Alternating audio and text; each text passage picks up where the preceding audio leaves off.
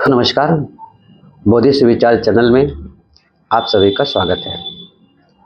पिछला वीडियो मैंने आपको संभाजी राव के विषय में बतलाया था कि महाराष्ट्र में किस तरह से उनका राज्य पेशवाओं के द्वारा छीना गया था। संभाराव महाराज जी का कत्ल हुआ और उसी को गुड़ी पड़वा के नाम से खुशी मनाई थी। आज के वीडियो में हम मनुस्मृति पर चर्चा करेंगे और इसके अध्याय 10 में जो बताया गया है उस पर भी चर्चा करेंगे। और इस पुस्तक को आज इस वीडियो में देख रहे हैं। आखिर बाबा साहब इस मनुस्मृति को क्यों जलाया था? बाबा साहब डॉक्टर बी.आर. अम्बेडकर ने 25 दिसंबर 1927 में जो महार सत्याग्रह था, उस महार सत्याग्रह के दौरान उसको जलाया था, क्योंकि मनुस्मृति ये जाति और छुआछूत का समर्थन करती है। बाबा साहब मनुस्मृति को जातिवाद और सामाजिक भेदभाव को बढ़ावा देने वाली एक पुस्तक इसे मानते थे और इसलिए उन्होंने इसका विरोध जताने हेतु ये किया था। यही कारण से इस घटना के बाद अब 25 दिसंबर से आज तक जो मनुस्मृति का अध्ययन किया गया था, तो हमारे बहुजन समाज के लोग वो मनुस्मृति दहन दिवस को मना रहे हैं। इन सभी की पुष्टि हेतु आज मनुस्मृति की अध्याय 10 की श्लोक संख्या 4 में मनु ने जो लिखा है कि ब्राह्मण, क्षत्रिय और यही द्विज जातियां हैं और चौथा एक जाति जो शूद्र वर्ण है और पांचवा कोई वर्ण है नहीं। यानी जो द्विज जातियां हैं, ब्राह्मण, क्षत्रिय, वैश्य, इसके अतिरिक्त जो चौथा वर्ण है वो सभी शूद्र हैं। द्विज जातियों के अतिरिक्त किसी का जनेऊ संस्कार नहीं किया जाता है, सिर्फ द्विज जातियों का ही जनेऊ संस्कार होता है। फिर भी जो शूद्र है वो किस बात को समझकर इस घटिया सोच वाली व्यवस्था को क्यों ढो रहा है? प्रश्न ये उठता है कि इतनी घटिया सोच वाली जो व्यवस्था है, आखिर ये शूद्र क्यों ढो रहा है? छठे श्लोक में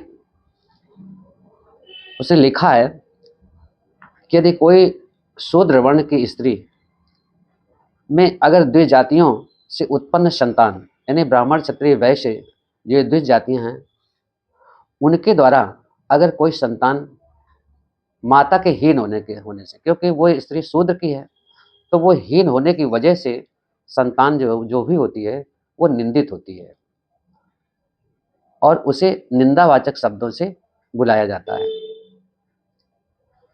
8वें श्लोक में ये बताया है कि ब्राह्मण से वैश्य कन्या में उत्पन्न पुत्र को अंबष्ट कहा जाता है। यानी जब ब्राह्मण किसी वैश्य कन्या से संतान उत्पन्न करता है तो उस संतान को अंबष्ट कहा जाता है। और शूद्र कन्या से उत्पन्न पुत्र निषाद कहलाता है। यानी ब्राह्मण जब शूद्र कन्या से कोई संतान उत्पन्न करता है तो वो जो संतान उत्पन्न होती है उस संतान को निषाद कहा जाता है।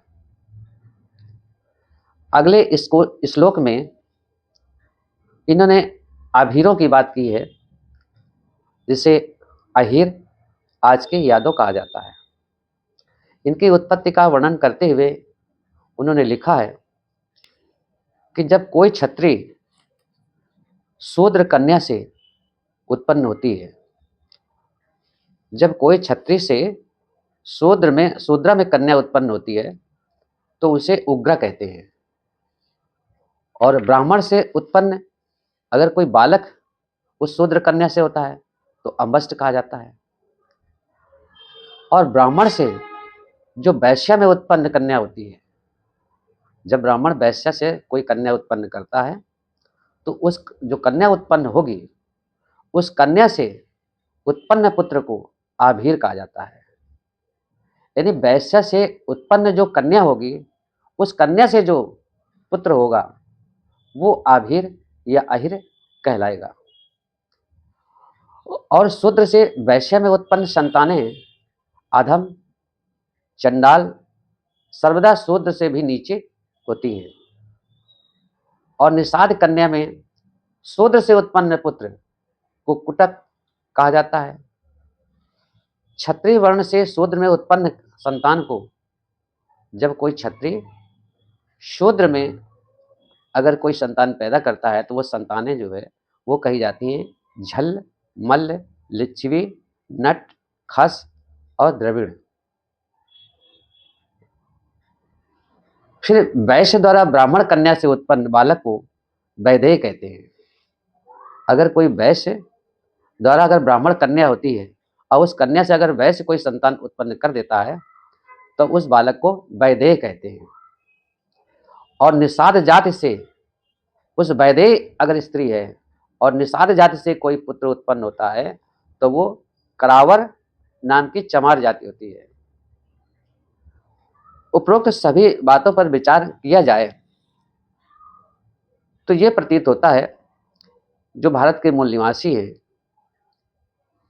उनको ही वर्णशंकर कहा गया है और इस व्यवस्था में उन्हें नीचा दिखाने का कार्य किया गया है।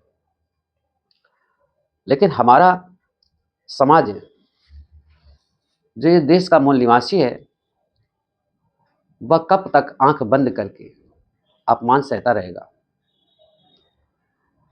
आज भारत के संविधान में सभी को समानता और समान अवसर की सुविधा प्राप्त है। फिर भी वर्ण भेद, जाति भेद की व्यवस्था जो संविधान में नहीं है, लेकिन वो आज जो मानने वाले लोग हैं वो सारी चीज़ें जो है इन्हीं धर्म ग्रंथों से आती हैं। चाहे वो जाति भेद हो, चाहे वर्ण भेद हो, सभी की उत्पत्ति इन पुस्तकों से ही आती है। और इन पुस्तकों को जो द्विज जाति के लोग होते हैं उसका बड़ा सम्मान करते हैं। भले ही भारत के संविधान का सम्मान न करते हों लेकिन इस पुस्तकों का बहुत आदर करते हैं। उसके द्वारा जो उसमें लिखा गया है उसी के आधार पर आचरण करते हैं। ये सब जो ये आचरण करते हैं उन पुस्तकों का, उसका कारण है कि इन्हें जाति लाभ मिलता है, अपनी श्रेष्ठता दिखाने का अवसर मिलता है, इसलिए उसका ये लोग पालन आज भी कर रहे हैं।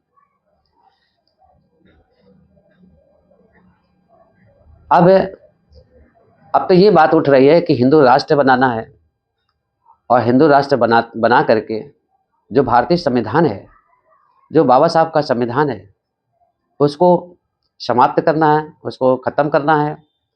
और ख़त्म करके जब हिंदू राष्ट्र बन जाएगा तो फिर हम मनुस्मृति को लाना है। अब जब मनुस्मृति आएगी तो ये फिर जो अभी हमारे समाज के जो डिस्क्रिमिनेशन है उससे बचे हुए हैं, लेकिन के साथ फिर दोबारा अत्याचार करने का उन्हें अवसर मिलेगा। जैसे ही ये हिंदू राष्ट्र घोषित होगा और मनुस्मृति लागू होगी तो पुनः एक बार फिर इस बहुजन समाज के साथ अन्याय और अत्याचार किया जाएगा। क्या हमारे देश के मूल निवासी कभी इस पर विचार करेंगे और अपना मान सम्मान बरकरार रखने के लिए सोचेंगे? यदि सोते रहे तो आने वाली पीढ़ियां जरूर जवाब मांगेंगी और इन्हें उत्तर देना ही होगा। अरे भाई, हिंदू होने में अपने आप को इतना गौरवान्वित क्यों समझते हो? कब से हिंदू बन गए हो और हिंदू बनने से कौन सी उच्च श्रेणी मिल गई है और कौन सा ताज मिल गया है जो इतना हिंदू होने से प्रेम करते हो।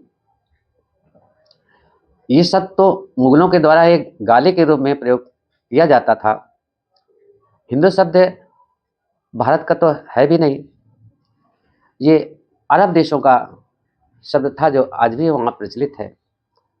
और उसका आशय यही होता है कि ये शब्द गुलामों को या चोर उचक्का कहा जाता है। ये शब्द की व्याख्या जो वहाँ पर दी गई है वो गुलाम, चोर, उचक्का के रूप में की गई है। और इसे हमें मान्यता दिखाने की इसमें कोई आवश्यकता नहीं समझ में आती है। क्या मूल निवासी गुलामी में रह करके किस बात पर गर्व महसूस कर रहे हैं? तो जागो बहुजन जागो। आज का वीडियो यहीं तक है। तो नमस्कार, नमो बुद्धाय, जय भीम, जय भारत। दोस्तों, वीडियो को सब्सक्राइब करें, लाइक करें और बेल आइकन को अवश्य दबाएं, जिससे वीडियो आप तक शीघ्रता से पहुंचे। धन्यवाद। नमो बुद्धाय।